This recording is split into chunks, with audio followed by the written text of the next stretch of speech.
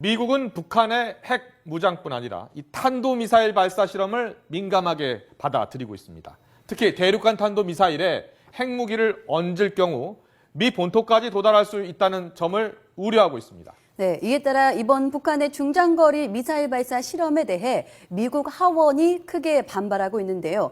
북한 정권의 아킬레스건인 돈줄을 막아버리는 이 대북 제재 법안을 추진하고 있습니다. 그렇습니다. 북한 정권의 파산을 목적으로 할 만큼 강력한 제재안이란 분석입니다. 국제부 연결해서 자세한 소식 알아보겠습니다. 안소영 기자.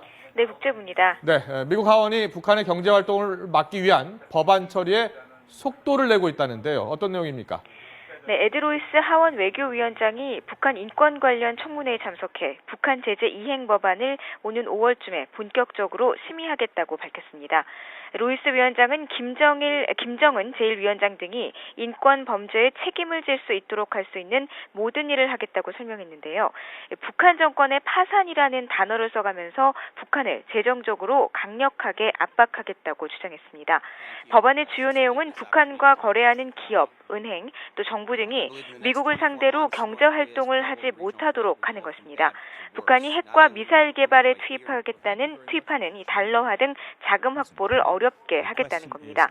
이란 제재법을 본뜬 이 법안은 북한과 불법 거래하는 제3자나 제3국도 미국법에 따른 제재 대상에 포함시키겠다는 것으로 가장 강력한 대북 제재 법안으로 평가되고 있습니다.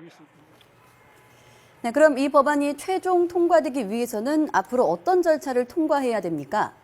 먼저 오는 5월에 이번 법안이 초당적으로 본격적인 심의에 들어가면 가장 먼저 하원을 통과해야 합니다. 이후 공은 상원으로 넘어가는데요. 최종 법적 효력을 가지려면 상원에서 통과된 법안에 버락 오바마 대통령이 서명을 해야 합니다. 이 법안은 지난해 초에 발의됐는데요. 당시에는 이 북한발 수위가 상당히 올라가서 수월하게 의회 절차를 통과할 것이라는 전망이 많았습니다.